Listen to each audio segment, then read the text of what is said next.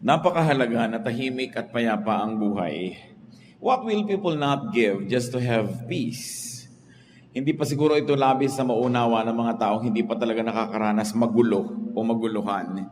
Pero yung mga nagdurusa ng mga magugulong isip, nababagabag, nalilito, napakadali na sabihin talagang mapakahalaga yung kapayapaan sa buhay. At ito ang isa sa mga gusto ng Panginoon na ating tamasahin, a peaceful life. The Lord says, my peace I give to you, my peace I leave with you. At yung kapayapaan, sabi niya, na hindi katulad ng ibinibigay ng mundo, kundi yung kapayapaan na galing talaga sa ating Ama. Ano nga ba yung kapayapaan na yun? At napakahalaga, paano yun nakakamit sa buhay? The life of peace, how to have and enjoy a life of peace. Yan po ang ating pag-aaral at nawa kasihan ng Panginoon ang ating fellowship sa sandaling ito. Ama namin, salamat sapagkat kayo Diyos ang kapayapaan, katiwasayan, katahimikan. Nawa ito ang aming maunawa at ito rin ang aming matamasa sa buhay na ito. At nawa, kayo po ay mangusap ng may kapangyarihan, maunawa namin at maipamuhay ang nakapagpapalaya ninyong karunungan. Lord, speak in power and majesty. Heal us of our spiritual sicknesses, strengthen us and empower us, even physically, so that we may have the strength to focus on your word and on your blessing to us. Be our speaker, Father. Kayo po ang maging tunay na tagapangaral. Gamitin nyo lang lingkod nyong kasangkapan, pero yung karunungan nyo ang aming marinig at ang aming maipamuhay ngayon. Salamat po sa ngalan ng iyong anak na si Jesus. Kapayapaan, napakahalaga. How to have and enjoy peace. Proverbs 15:17. Contemporary English version po ang ating babasahin. A simple meal with love is better than a feast where there is hatred. So dalawang contrasting ideas, isang simpleng kainan at isang handaan, isang piging. Sabi niya, mabuti pa kung simple na lamang ang okasyon, simple ang pagkain at kainan, kung ang nangingibabaw ay pag-ibig. Kesa naman sa isang napakalaki ang grandeng handaan, pero may kagulo, may pagkakagalit at mayroong hatred. Totoo nga naman, kung minsan po sa kagustuhan nating malaki yung event, sobrang laki ng pangangailangan, sobrang dapat maraming preparasyon, malaki ang gastos, malaki yung stress, ang nagiging ending gulo. Kaya sabi niya, mabuti pa ang maghari, love. So it's one of the more important elements to have peace. Love. To love as verb, no? Because love makes peace possible. Pag may pagmamahalan, marami kang napapalampas. Pero pag may pagkakainisan, pagkakagalit, kahit maliit na bagay, napapalaki natin. So it's very important. You want a peaceful life? Be loving. For peace is a lot easier to attain when there is love. Mahirap magmahal, totoo yun, pero mas mahirap magmuhi. It's very difficult to love, but it's a lot more difficult to hate. It takes a lot more energy at mas nakakapagod yun. So madalay mga kapatid, para mas tahimik ang buhay, simplify. Kung kayang-kaya natin yung maluho, yung malaki, yung grande, maingay, talagang kapansin-pansin without sacrificing our peace, then go ahead. Pero kung masyadong magiging magulo, halimbawa, gusto nyo magpakasal, ang sobrang grande, ang gulo-gulo naman dahil ang dami-dami nyong gagastusin, mangungutang pa kayo, simple na lang. Gusto niyo ng kasalan ng mga garden wedding, ang mga panahon sa Pilipinas, hindi mo masabi. So para tahimik ang buhay mo, magplano ka na agad indoor. Kahit umulan, bumaha, tuloy ang kasal mo, hindi yung ang dami mong iisipin. Alam niyo yung stress ng mga gusto magpakasal outdoors? Pagka sinabi na ng Pag-asa na malami darating na bagyo, papray na ng papray, isang linggo pa lang bago ikasal. Lahat ng tao nagpagod kape-pray para sa kanila. Ang arte-arte kasi gusto pa garden. Kaya tuloy nahihirapan ng maraming tao. Ngayon sa araw ng wedding, kung gabi man yung wedding, umuulan sa umaga, hirap na hirap ang loob. Pati yung mga waiter, hindi malaman ipapasok ba o ilalabas ang handaan. Ang gulo. Kaya sabi, simplify. You want peace? Simplify. Simpleng damit. Yung iba, sobrang garbo ng mga damit. 5 yarda ang belo ng bride. Hindi na tuloy makalakad dahil sumabit na sa lahat ng silya, sumabit na sa carpet, nakaladkad na niya yung buong mundo. So ang hirap kasi masyadong maraming kaartehan. Kaya sabi dito, simplify. Better a simple meal rather than a feast. Magkakaroon lang pala ng hatred. Kayo na ang bahala mag-translate sa buhay niyo mga kapatid kung ano yung simple at alin yung magarbo. At alam nyo, nakakapagpagulo. Kahit sa andaan ko minsan, when you want a perfect na hain in more opulent homes, makikita mo kung paano nai-stress yung lady of the house na nakaupo with the guest kung yung mga katulong hindi marunong mag-serve.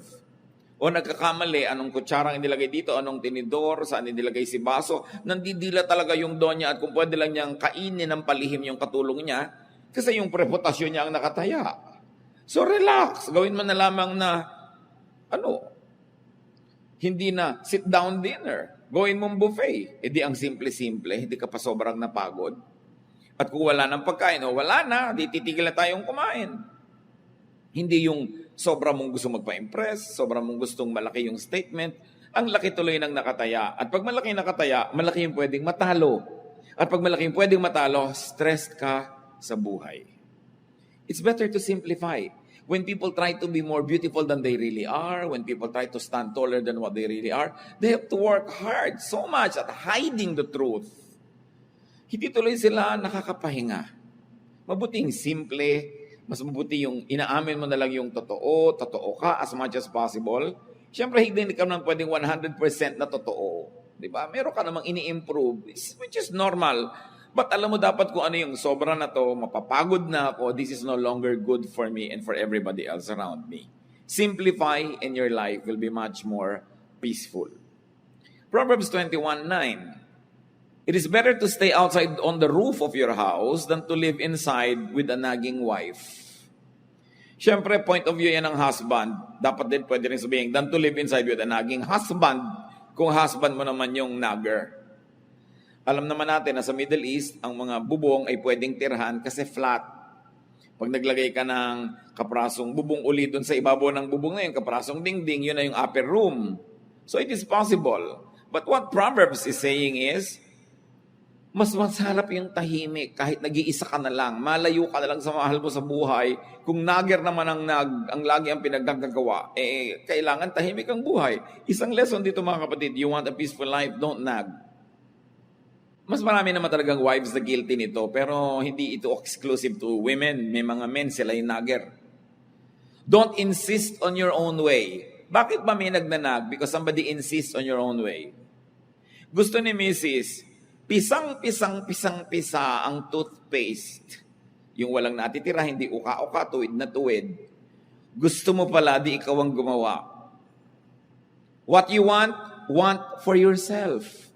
Kung yung husband mo, gusto niya uka-uka, tabi-tabingi. Pareho lang naman kayo ng right bilang mag-asawa. Why impose on him na lagi niyang gandahan yung pisa ng toothpaste? Diba? O gusto mo bumili kang dalawa, isa sa'yo, isa sa kanya. Tahimik ang buhay. But why impose your values on somebody else? Because you think you're better? Because you think you're superior? Kaya nagkakagulo mag-asawa. Because you impose. Gusto nung isa ang lamig-lamig ng aircon, gusto nung isa mainit, maghiwalay kayo ng kwarto. O wag na, wala na lang aircon para walang gulo. Yung gusto, yung isa ayos na ayos yung sapin ng kama, yung isa naman pagka sumakay sa kama, nagulo na lahat. Maghiwalay kayo ng kama. Ngayon, ayaw mo maghiwalay, tiisin mong magulo. Gusto mo pala mag-ayos ka. Pero kung ayaw niya mag-ayos, don't impose. When somebody imposes, that's when stress becomes unbearable. Siyempre naman, yun namang mga asawa, lalo kasambahay, kung pwede kang makisama dun sa mahal mo sa buhay para siya sumaya, di gawin mo rin. Pero ang totoong may problema nun, hindi yung ayaw pumisa ng toothpaste ng maganda, yung nagpipilit na laging gandahan yun. Yun ang mas may problem. Dahil yun, hindi naman ini-insist sa'yo ng asawa mong guluhan mo ang pagpisa. Siya, pumipisa lang, ganun lang. Pero hindi niya ini-impose sa'yo yung taste niya. Pero yung ini-impose mo sa kanya yung taste mo. Because pastor, di po ba mas maayos naman talaga yun? Oo nga, pero hindi. Sa 20 taon ba, nakasasabi mo sa kanya na natutunan na niyang pisain ang tama? Di ba ang dami niyo na naging gulo dahil lang dyan? Tanggapin mo na lang. O magpalit ka ng asawa. Hindi mo naman magagawa, bubili ka na lang ng extra toothpaste. O ayaw mo naman, pagtaga mo tabi-tabi. Alam mo, ibig sabihin, may mga babae kasi ang gusto, magpilisa mo yung toothpaste, lahat na doon sa dulo, yung malapit sa labasan lahat, at pantay dapat. At araw-araw yun ang problem. No? So, tanggapin mo na lang kung yung asawa mo pag naliligo, tumatalsik-talsik dyan, nagiging parang kanal yung bahay nyo. Kaysa man mag-away kayo, punasan mo na lang. O magdalawa kayo ng banyo kung meron kayong budget. Pero hindi pwedeng i-insist mo sa kapwa mo kaning gusto mo, kahit asawa mo siya. We were created as individuals with individuation. Don't nag. Don't insist on your own way. What you want for yourself. What you want done, do yourself. Hayaan mo yung isang tao kung ganun ang kanyang ugali. Pero siyempre, kung kakausapan naman itong kabila, pagbigyan mo naman yung misis mo kung magagawa mo. Pero alam niyo, yung likas eh. Can a leopard change its spots? Sabi nga nila, you cannot teach an old dog new tricks. I have seen couples na talaga yung pagpisa lang na ganyan, yung paglagay ng maruming damit sa ropero, yung pagsasampay ng basang tuwalya sa kanilang banyo, taon na nilang pinag-aawayan. Hindi na matahimik na malaman mong, oo nga, no, ba't na pinag-aawayan ito? Tatahimikan ko na lang ang buhay ko, hayaan mo siya yung gusto niya. Kasi paggalang din sa kapwa yon, yung hindi mo ini-insist ang gusto mo. Meron naman mga asawang hindi marunong mag-spell, kinokorek ng asawa over dinner table. No? Yung pronunciation, ikinokorek. Para lang ipakita sa ibang, actually, marunong ko mag-pronounce, yung asawa ko lang hindi marunong. So, ikokorek ko in public. Pagpapasikat yun eh. Yabang. At the expense of the one who loves you and at the expense of the one you love. So, dapat mga kapatid, if you're above 25, especially above 35, alam mo na yung mga ways na troublesome at alam nyo na yung ways na peaceful. Go for peace. Most of our troubles are self-manufactured. Ngayon, kung ikaw naman yung asawang ninanag, don't invite nagging para din tahimik. Do your part, do your duty, do what you must. Kung pwede mong pagbigyan, para tahimik kayo, di pagbigyan mo. Move on time. Yun naman mga ninanag kasi, kung anak yung ninanag, hindi pa kasi sumusunod agad. Kung sumusunod ka na ba naman agad, di tapos na rin yung nagging. Many people nag because they don't get the results that they want. So you want them to stop nagging, give them what they want. They'll stop. Now, if you want naman to stop this trouble in your life, change your standards so you don't have to nag. Both parties have to do something to have peace. Especially in a home, it takes at least 2 people to make trouble. At kung ikaw yung laging ninanag, do things well. Lalo yung mga anak, may karapatan naman ng mga magulang yung inag kayo because ninuhubog kayo sa tamang ugali. Tsaka siyempre sila yung may authority sa bahay So, kailangan ka mag-conform sa ganong authority. But family members, stay away from vexations. Kung ikaw yung may tendency to nag, check yourself and nag less. Change your standards. Value peace in the home more than your sense of orderliness or your sense of what should be. Ngayon, kung ikaw naman lagi yung ninanag, pagbigyan mo yun ng nanag para tumigil na rin siya habang kaya mo. Kung ikaw yung lagi na lang pinapaalalahanan, tandaan mo na para hindi ka napapaalalahanan. Mahalaga tahimik. Do not allow yourselves to be vexed. Sabi nga close the door that brings in the draft. Isang Arabic saying. Kung ano yung laging nagiging dahilan ng pag-aaway, solve nyo yon para matahimik na yon at matapos na once for all. Kasi alam nyo yung may trouble, lalo sa sambahayan, para ka naglalakad, nakasapatos ka na may bato sa loob. Masakit, mahirap. Why live with it when you can live without it comfortably? But it's only a matter of deciding that, yes, I'm going to value peace. More than the standards that I like, and probably more than my personal inclination, mas mahalaga that there's a climate of peace. If you have to choose, settle for physical rather than spiritual or emotional discomfort.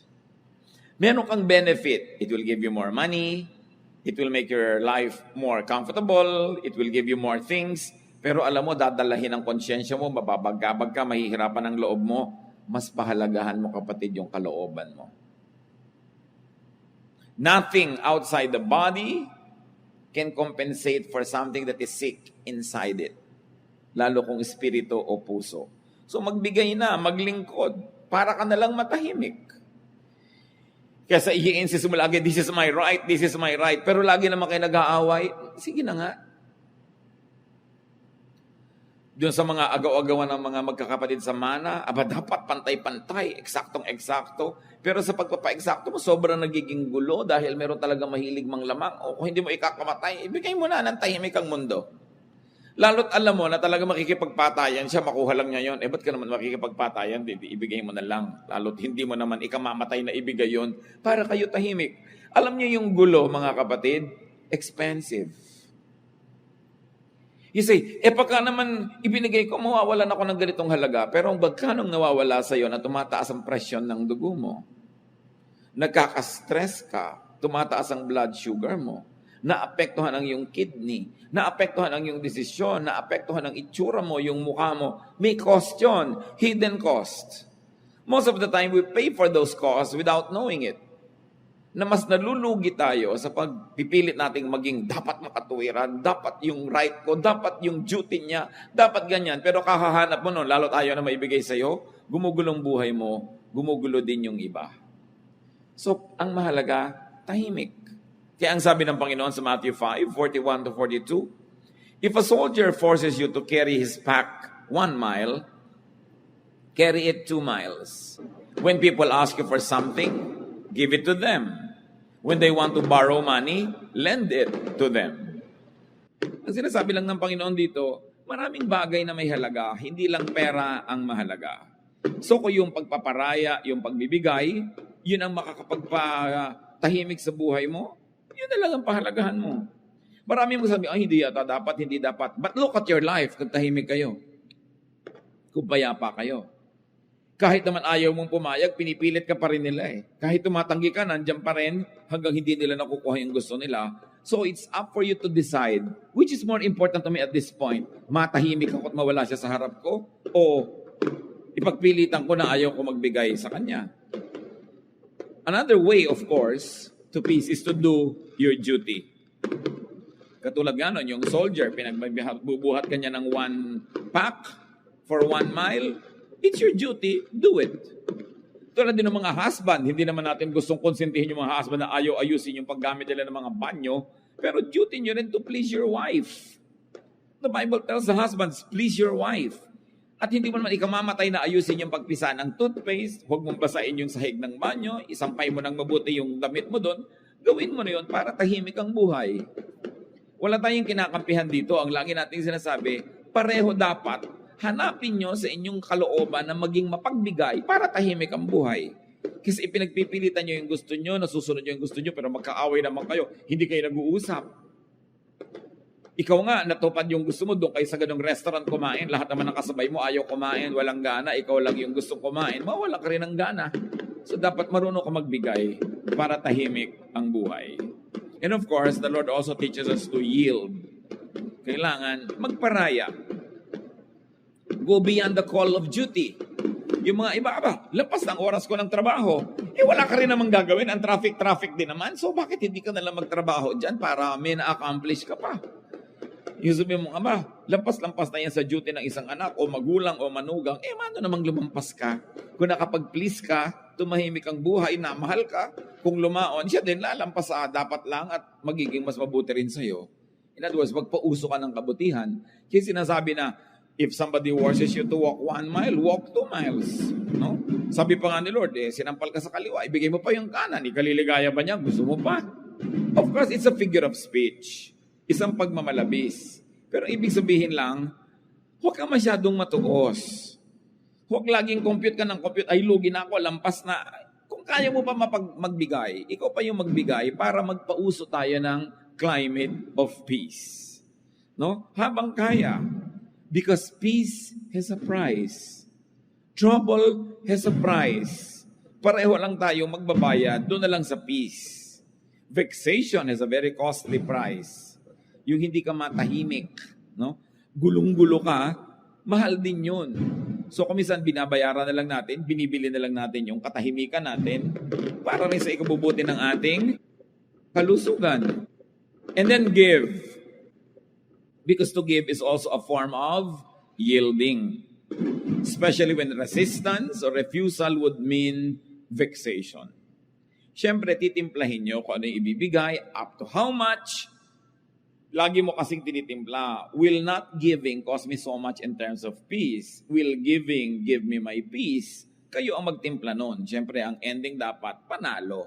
In the sense na tahimik ang inyong buhay. Learn from the bamboo. Bihirang kawayan ang nababali pagka mayroong bagyo kasi nagbibigay. Pag malakas yung hangin, yumuyuko lang siya. Yung mga punong matitigas, yan ang mga nababali kasi lumalaban sa hangin. There is wisdom in yielding. Galit na galit yung mahal nyo sa buhay, yield. Kahit hindi kayo sang-ayon. Bukas, pag malamig na yung ulo niya, tsaka naman kayo magsalita, huwag nyong labanan yung hangin na malakas kasi baka lang kayo mabali. Kailangan marunong ka magparaya. Isa pa sinasabi sa 1 Timothy 6:6-7 para tayo payapa. And religion does make your life rich by making you content with what you have. We didn't bring anything into this world and we won't take anything with us when we leave. At totoo nga naman, wala kang dala sa mundo, wala ka ring dadalhin pag alis mo rito. So kailangan daw ang tao merong contentment. Learn contentment. Have what you like if you can have it. But if you cannot have what you like, learn to like what you have. Then tatahimik ang iyong buhay. At kailangan ng tao kontento. Mataas ang pangarap mo, pero kung sa kadinala ng kakayahan mo, magsaya ka na doon. Mangarap ka uli, reach out further, pero kung sa kalang dinala ng araw na biyahe mo, doon ka lang nakarating, learn to be happy with it. Because if you will always desire for what you do not have, if you will always complain for the things that are not within your reach, you will only be miserable. Hindi lang nadadaan sa pagkain, sa clothing ang buhay, marami pang iba. Sabi sa Luke 12:13, life is more than food or clothing. Siyempre, metaphor yan, isang talinghaga, yung food and clothing for all the material things that we desire. Sabi, well, okay, plant so you harvest, reach out, far, wide, pero kung doon ka na lang dinala ng buhay, sa kabila ng pagsisikap mo, mahalin mo kung anong binigay sa'yo ng Panginoon, appreciatein mo kung anong kalagayan mo ngayon. Huwag kang laging magsikap, magpayaman, magpasikat, maging makapangyarihan. Kasi yung pagyaman, pagsikat, pagiging makapangyarihan, hindi yan garantiya na lagi kang mas sasaya kung mas sikat o mas mayaman o mas makapangyarihan. Ang problema ko minsan sa yaman, kailangan mo uli ng napakaraming yaman to maintain it. Ang problema sa kapangyarihang natikman, kailangan mo ng mas marami pang kapangyarihan to maintain it because somebody else likes it. And in getting it or keeping it, a lot of trouble can come into your life. 1 Timothy 6:8-10, so we should be satisfied just to have food and clothes. People who want to be rich fall into all sorts of temptations and traps. They are caught by foolish and harmful desires that drag them down and destroy them. The love of money causes all kinds of trouble. Some people want money so much that they had given up their faith and caused themselves a lot of pain. Sabi, kailangan maging satisfied ka with simple things. Yung sinasabi namang food and clothes, talinghaga sa simple. Hindi sinasabing magpakasimple ka na lang all your life, pero kung yan na lang talaga ang narating mo na hindi mo sinacrifice ang pagiging mabuting tao, ang pagiging anak mo ng Diyos, well, learn to be happy with it. Sabi yung sobrang pagnanasa na yumaman o magkaroon ng sobrang higit-higit sa kailangan naman nila, naububulid lang sila sa napakaraming mga gulo. Natatrap sila ng kanilang mga kung ano-anong pinagkakagawa para lang makuha nila ang kanilang mga gusto. The trouble with having a lot of wealth is that everybody else wants it, so you have to keep fighting them to keep it. The same with power, the same with fame. Same with beauty. Pag binayayaan ka ng Lord ng kagandahan, masatisfy ka at kung na-maintain mo yan sa parang hindi naman nasisira ang kalusugan mo, buhay mo, budget mo, well, do it. Pero kung nasisira na yun, hayaan mo nang tumanda ka. Diba? Kesa naman sa umabot na yung pusod mo sa pisngi mo, akala ng mga tao, dimple. Eh yung pala talaga namang sobrang operasyon na pinagkakagawa mo, tanggapin mo na may edad ka. Tahimik naman yung buhay mo kasi hindi yung natatakot ka, baka kung ano yung pinaglalagay mo sa katawan mo, tapos ngayon tumatabingi na siya, nagkakaliko-liko na siya. Yung mga tattoo mong kilay nagiging berde na. Yung mga inimplant na sa'yo, umiimpes, lumalakad na yung mga kung ano-anong bahagi ng anatomy mo. Di ba maguguluhan ka nun? So kung konting ayos, may effect. Pero dapat alam mo kung ano yung magbibigay sa'yo ng gulo at huwag mo na lamang pagsikapan yun. Opt for peace more than for beauty. No?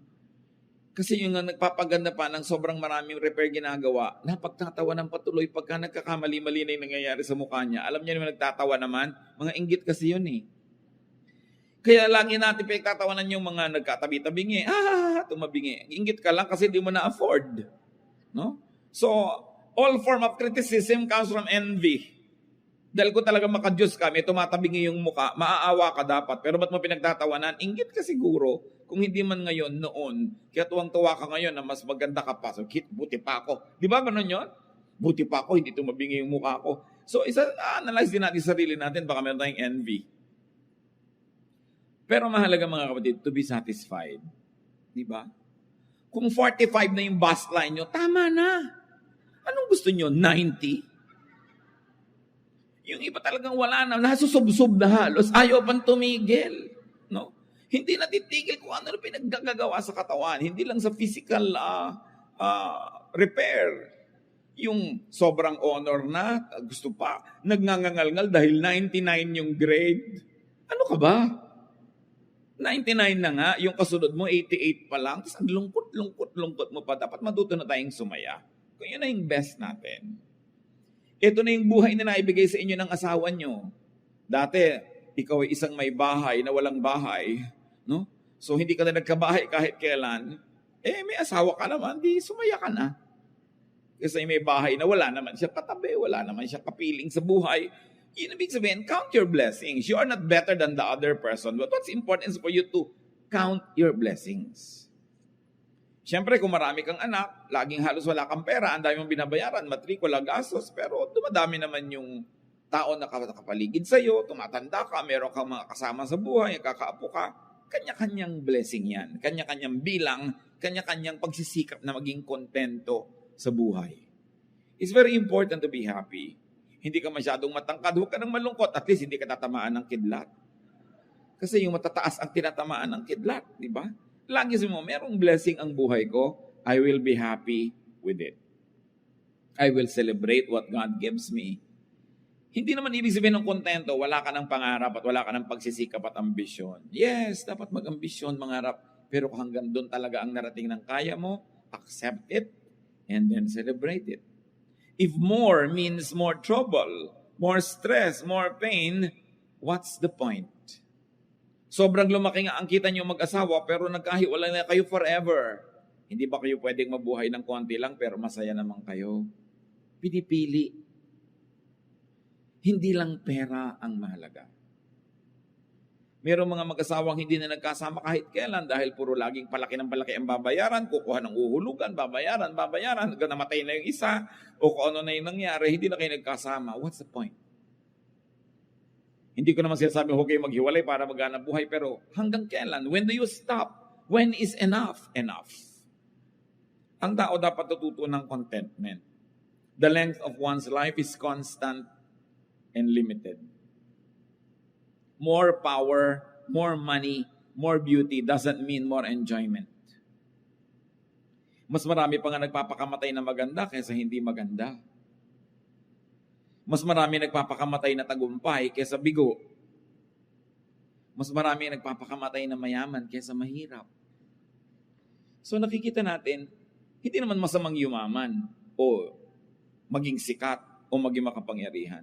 Pero kung hindi naman yun ukol para sa inyo at sobrang hirap para lang i-maintain, what's the point? Nakikita nyo, di ba ang mga bundok, iba-iba yung height? Pero ang totoo, pag tinignan nyo yung earth from far, far away from the moon, parang bilog, ibig sabihin, hindi naman kita yung agwat ng mataas, mababa. Parang pantay lang. Ganon din tayo mga tao. Pantay-pantay din tayo. Mukha lang tayong hindi pantay-pantay pag tinitingnan natin sa malapit. Pero sa malayo, pare-pareho lang tayo na hindi natin alam kung gaano tagal tayo mabubuhay. At kung naging maingat tayo, malusog at pinalad, pare-pareho siguro lang na ang buhay aabot hanggang 90, 100. Kung sobrang mahaba, 110. Pero wala namang mabubuhay ng 1,000, 2,000 years. Pare-pareho lang. In other words, what am I trying to say? No? Why bother to have more property than others when pare-pareho din naman kayong mamamatay? Why bother to be more beautiful than the other person? Pareho lang naman kayo nang hinihintay ng kabaong. Hindi masama kung madaling mangyari sa buhay mo yung mga yon. Pero kung sobra ang ibinabayad mo in terms of internal trouble, huwag na lang. Live your life. Kasi kung nabuhay ka ng 70, 80 years, pero ang laking percentage yun, lagi kang nagkukumahog, lagi kang nai-stress, lagi kang naghahabol, lagi kang nagko-compete. Tapos yung isa, tahimik lang yung buhay niya. Kumikita ka halimbawa ng times 100 ng income niya, pero mas marami siyang katahimikan, mas marami siyang tawa sa buhay, mas marami siyang oras sa maglibang, magsaya kasama ng mga kamag-anak niya, mas marami nga yung pera mo, pero pareho rin naman kayong tig sa 70, 80 years lang eh. Pero ang totoo nun, mas nag-enjoy siya. It doesn't follow that when you're poorer, you enjoy more. What I'm trying to say is, if by trying to get more and more and more, you already begin to be troubled, it's not worth it. Ang pahalagahan mo, mas tahimik. Meron kang sasakyan, sarili mong sasakyan, pwede mong ipasada ng 20 hours a day. Ang dami mong kita, pero pag ipinasada mo siya ng 8 hours a day lang, may oras ka sa pamilya mo, may oras ka magpahinga, bakit mo papatayin ang sarili mo? Madadali lang ang buhay mo. Dapat alam natin when to stop. Ecclesiastes 3:12-13, I know the best thing we can do is to always enjoy life. Because God's gift to us is the happiness we get from our food and drink and from the work we do. So ang itatanong mo, mag-e-enjoy ba ako dito? Mag-e-enjoy ba ang mga mahal ko sa buhay? Mag-e-enjoy ba kami? Kasi kung ang tanong hindi naman, why do it? Mag-organize tayo ang laki-laki-laking party. Pero mag-e-enjoy ba tayo to do it? O mai-stress tayo? Mangungutang tayo? Manghihiram tayo ng kung ano-ano? Why don't we just simplify? Gusto natin ng napakamahal na kasalan, mag-e-enjoy ba tayo o nagwo-worry tayo? Habang ginagawa natin yon, ang alalahanin natin ay bayarin. Gusto natin ay ganito kalaking bahay, pero mag-e-enjoy ba tayo habang ginagawa yan? O magkakautang-utang tayo at magkakagulo-gulo? What's the point? Minimize pain. That's what's important in life. Study history. Sa palagay nyo ba yung mga karaniwang magbubukid at yung mga presidente ng mga republika, sigurado kayo na mas nag-enjoy yung mga presidente? Hindi nyo kayo sure. Hindi masama maging presidente. Pero kung makikipagpatayan ka sa mga kaibigan mo, makikipagtakwilan ka sa mga kamag-anak mo, kailangan pang pumatay at mandaya at magsinungaling, what's the point? Achieve as much as you can as long as it does not sacrifice your relationship with your God, with your loved ones, and with your fellow men. Pero kung ibabayad mo na yung mga higit na mabubuting bagay, what's the point? Minimize pain by minimizing your needless desires. And then maximize pleasure by enjoying what all you already have instead of ignoring it and trying to have more and more and more. And when you get more, you have no time to enjoy it because you have to work so hard just to maintain it. And then you do the most good because that's what God wants. The best way to enjoy life and have peace is to please God. And God is pleased when we do the most good. So you minimize pain, you maximize pleasure, you do the most good, and then die. Meet your maker. Whether you like it or not, you're going there. Pero ang itatanong mo, pag nilingon mo yung buhay mo, was it pleasant? Was it nice? Or was it full of strife? Baka sa sarili mong libing, hindi mo lang makipaglibing ang kapatid mo dahil inagawan mo siya ng mana. Is it worth it? Mas humaba pa talaga yung buhay mo kaysa sa kanya? Mas sumarap ba talaga ang pagkain mo? Pwedeng sumarap pero mas may gana ka ba kaysa sa kanya? Pwedeng nakabili ka ng mas magandang bahay, magandang kwarto at kama, pero mas mahimbing ka nga ba talagang matulog dahil lang nagkaroon ka nun? Pero kung binabagabag ka pa ng budhi mo, wala ka pa naging mga kaibigan, nakagalit mo pa yung dati mong mga kaibigan, is it worth it? You should know when to stop. Kumisan, meron sa ating pinagpapala ng Panginoon, kumikita tayo ng malaki, everything's going well, healthy tayo, pero ayaw nating tumigil, nagiging sakim tayo. pag naging sakim ka na, gusto mo na lang more and more and more, itatanong mo na sa sarili mo, is the enjoyment directly proportionate to the increase in what I have? Kasi may diminishing returns din yan. Alam niyo yun naman yung pera, mahalaga lang yan sa taong walang pera.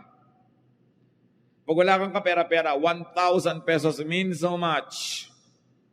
Kaya pagka yung may mga 13th month pay, pagka end of the year, yung ibibigay mong 13th month pay, magkano? 10,000, 20,000, whatever it is. Sayang-saya yung pamilya, nagkakagulo kung anong kakainin at gagastusin nila. Pero kung ikaw na yung may-ari ng kumpanya, ang totoo, kahit 3 million pa yung madagdag sa pera mo, bali wala na eh. Nadagdag lang sa salansan mo, nadagdag yung number, but it doesn't give you as much happiness and pleasure kasi yung mga empleyado mong tuwang-tuwa dahil nakabili ng pagkaalat-alat na hamon. Hindi ko mo mas maraming pera, mas may enjoyment. So pag alam mo, ay may diminishing returns na, it means I must focus on something else. And it means probably how to enjoy more what I already have rather than on working harder and harder to have more and more, which does not proportionately add pleasure to your life.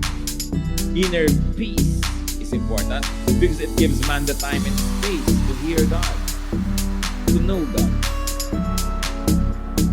So kung ang ating pagpapasikat, pagpapayaman, ating pagkakamahal, paghahangad, gumugulo ang isip natin, kasi pagpapray, hindi na natin magawa, wala na tayong oras, wala tayong panahon para maggulay-gulay ng mga mahalagang bagay.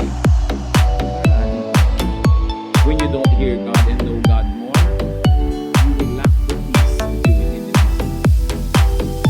You know when and how. Psalm 26:10, our God says, calm down and learn that I am God. Who will learn that God is God? Those who are calm. Those who are peaceful. Those who are calm. But when your quests take away the calm, the peace, the quietude, you will have vexation. The more vexed you are, the less of God you will have because it takes peace. And when you make it your priority to have peace, you know God more. Knowing God gives you more peace. Then you're able to know God more. And then you're able to have more and more peace. But the less peace, the less of God. The less of God, the less peace. Baliktad. Paubos ng paubos. Huwag natin pabayaan na tayo ay magulo, mga kapatid. Magparaya. And it's very important that you enjoy life.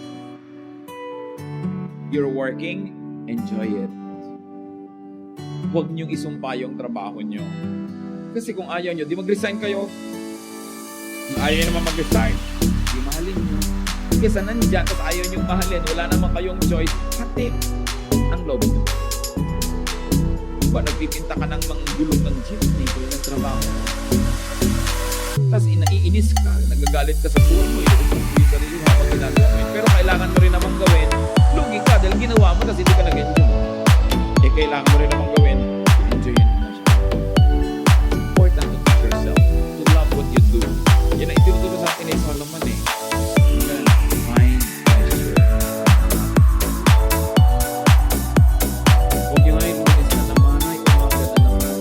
Eh ano, mas gusto mo namatay ka na kagabi para wala nang umaga. Huwag yung pinagsasaluin, ay umaga na naman. Lagi, wow Lord, thank you. May umaga na naman. I have another day. Enjoy life, to make money, or to do something nice. It's always a privilege. Lahat ng hindi pwedeng iwasan, dapat enjoy. Hindi mo pwedeng iwasan. Yun ang sign ng intelligence if it's not a sign of spirituality. But in any case, brothers and sisters, always prioritize your inner peace. Lagi niyong itanong, ano ang effect nito sa inner peace ko? O mga dalaga na mahilig magpakasal sa garden. Alam niyo kung bakit nakakainitan pa yung garden wedding na yan? Kasi ako yung nagkakasal. Nakaka-stress. No? Ako minsan ang lakas-lakas ng hangin, parang layag na binta na yung belo ng babae ko. Daling kaya ng hangin tong babaeng ito nang malaman niyang hindi tamang dito siya nagpakasal sa ibabaw ng bundok. No? So sabihin mo, okay, gusto namin ng ganitong wedding, pero kakaroon ba ako ng inner peace? Na lagi ako nag-iisip, paano kaya yung weather? We cannot control it. O ibaba mo na lang, maglagay ka na lang ng mga plastic na halaman dyan sa loob at kumanwari hardin. Lagyan mo ng mga tuko kung gusto mo para hardin na hardin ang effect. Hindi ka pahihikain. No? So, ano ba talaga ang gusto mo sa buhay? Will it give me inner peace?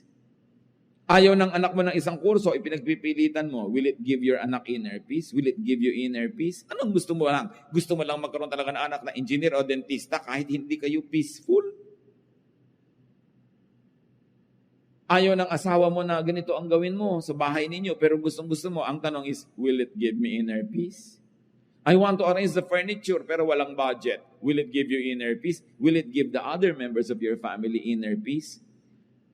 Bihira kasi natin, mga kapatid, nilalagay sa equation yung peace. Okay, nagagalit ako sa kanya. Gusto ko siyang kausapin. Will it lead to peace? Will your method bring about peace? Okay, naihinga mo yung gusto mong sabihin. Sumaya ka. Namura mo yung gusto mong marahin. Napagalitan mo yung gusto mong pagalitan. But did it bring peace? If it didn't, it's not worth it. Because we, the children of God, are to be called peacemakers. Hindi lang tayo nabubuhay para pagbigyan yung katinang bibig natin, na yung gusto natin pawalang salita, kahit maanghang yun, o mahapdi, o masakit, o matalim, papawalan mo. Ang tanong, will I be called a child of peace? A peacemaker. After I have done this. Always have peace. And make it your ministry to give peace. Not always to give a lesson, to give a lecture. Give peace. Pag kayo nagbibigay ng kapayapaan sa inyong kapwa, hindi nyo sila kailangan itali sa inyong paligid. Sila na mismo ang magbo-volunteer na susunod-sunod sa inyo, sasama sa inyo, kasi peace ang napapala niya. Pero pag laging gulo ng isip, bagabag, lalayo sa inyo. Gusto nyo ba yun? Bakit ang daming magagandang babae o magagandang lalaki nilalayuan ng asawa? Kasi hindi peaceful ang buhay nila. Merong dating babaeng mahal na mahal si lalaki, pero after 20 years, ayaw na niya, sinusumpa niya, hindi ko na kaya. Sabihin niya, ano hindi niya kaya? Yung gulo ng loob. Huwag na, di bali na. Kung guwapo ka, di bali na may pera ka, ayoko na. Kasi ang mahalaga talaga, peace eh. So give peace. Allow others to be peaceful. Hindi ko mo lamang ikaluluwag ng loob mo, ibinuntun mo na sa kapwa mo, siya naman ang nahirapan. Be kind. So ang tanong, what vexes you? Anong gumugulo sa isip nyo? Ano nagpapagulo sa kalooban nyo, mga kapatid? Na pwede namang tanggalin para huwag na lang kayo maguluhan. Tanggalin nyo na para gumaan ang buhay nyo. Kung kaya nyo mabuhay nang wala yon, what's the point? Diba? Kaya mahalaga yung confession, you confess to God because you have peace. Nagko-confess ka sa kapwa mo, hinihingi mo ng tawad yung kasalanan mo kasi you will have peace. And many times it is our admission of our wrongdoing that will pave the way for a peaceful relationship. Pahalagahan natin yon. No? Hindi lang magkaroon ng pera, hindi lang makagbili ng ganito at ganon, kundi tumahimik ang ating kalooban. Maiksi ang buhay ng tao. Kahit bigyan ka pa ng 100 years, what is that compared to eternity? Sayang ang bawat araw at bawat sandali kung sa halip na tahimik ay magulo. Sayang ang lahat ng ating paghihirap kung ang magiging ending, magkakagulo lang, magkakagalit lang ang mga tao. It's pointless. God is God of peace. And if there's one gift that God would like us to enjoy, it is a life of peace. But for us to enjoy it, we must be able to identify the causes of vexations and troubles, and in the name of Jesus, get rid of them. Open your hearts up to God and allow His methods of peace, His ways of peace, which is to be humble, to be kind, to be contented, and to be willing to be corrected. Don't always insist on your own way. Sabi sa Corinthians, love does not insist on its own ways. Mas pilitin natin na maging mapagbigay kaysa mapag-impose. Mahirap kasama yung laging gusto niya, siya ang nasusunod. Pwedeng masunod siya ng masunod, but after a while, wala na rin susunod sa kanya. Mawawalan ka na rin ng kasama. Don't always impose yourself. give peace to people who think otherwise, who like something else. Kanya-kanya lang ng panahon, bigayan dapat ang buhay, lalo sa mag-asawa at sa pamilya. Ama namin Diyos, siyasatin niyo po ang puso namin ngayon kung kami po ay payapa. Tahimik ang aming buhay. Dalawang uri ng kaguluhan, maaaring kaguluhang dahil sa aming pamamaraan ng buhay at meron mga kaguluhan na espiritual na kung tutuusin, meron din kaming pananagutan kung bakit kami nasuot sa magulong spiritual life. Pakita niyo sa amin ang mga pagkakamali namin para maituwid, Panginoon. Pakita niyo rin yung pagiging naming selfish when we insist on our own ways. When our peace means trouble for other people. Teach us, Lord, to balance na may bigayan na marunong din kami magparaya para kumisa naman. Sila naman yung payapa. Kahit kami ang magbigay. Sa lahat ng mga pamilya dito, Panginoon, na ngayon ay pinaghaharian ng gulo, kanya-kanya, agawan, awayan, pataasan ang mga pride, kanya-kanyang mga kasakiman. Patawarin niyo kami at ipakita niyo sa amin ang pananagutan namin at nawa maging daan kami, Panginoon, para gamutin niyo ang aming mga pamilya. Bless every family represented here. And through the people that hear your word and obey your word, O God, let your peace come into every family. Even workplaces, even communities and organizations. Pero una ngayon ang hinihiling namin, Panginoon, siyasatin mo ang puso namin at ipakilala mo, ipamukha mo sa amin ang mga pamamaraan, ugali, pag-iisip namin na kalaban ng kapayapaan. Nagbubunga pa ng gulo. Gulo sa aming kalooban, gulo sa aming kapaligiran, gulo sa aming mga relasyon. Teach us your ways, O God. Your ways that are peaceful and peaceable. Your ways that not only bring about peace in us, but also promotes peace wherever we go.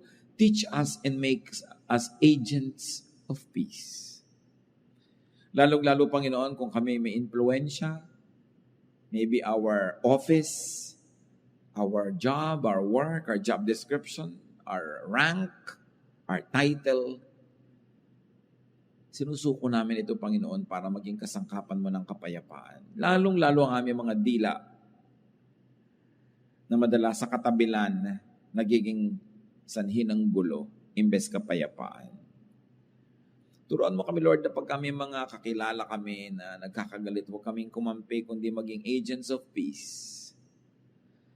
Huwag naming abusuhin ang aming kapangyarihan o office para apihin yung mga kalaban namin o kalaban ng mga mahal namin sa buhay. Kundi habang kami may office, may official work, may title, that we be fair. Maalala namin na ang bawat trabaho binibigay mo sa amin is your trust. And you want us to be agents of your peace and fairness and justice. Teach us, O God. Magbulay-bulay tayo, mga kapatid. Pakinabangan natin ang sandaling ito. At nang tayo'y magiging lalo pang tahimik, ang lahat ng kilala natin ay matahimik dahil sa ating impluensya. At ating mga tahanan, mas lalong magkaroon ng kapayapaan dahil sa ating mga pamamaraan. Lord, in silence, may you allow us to reflect. Teach us how to enjoy lives of peace.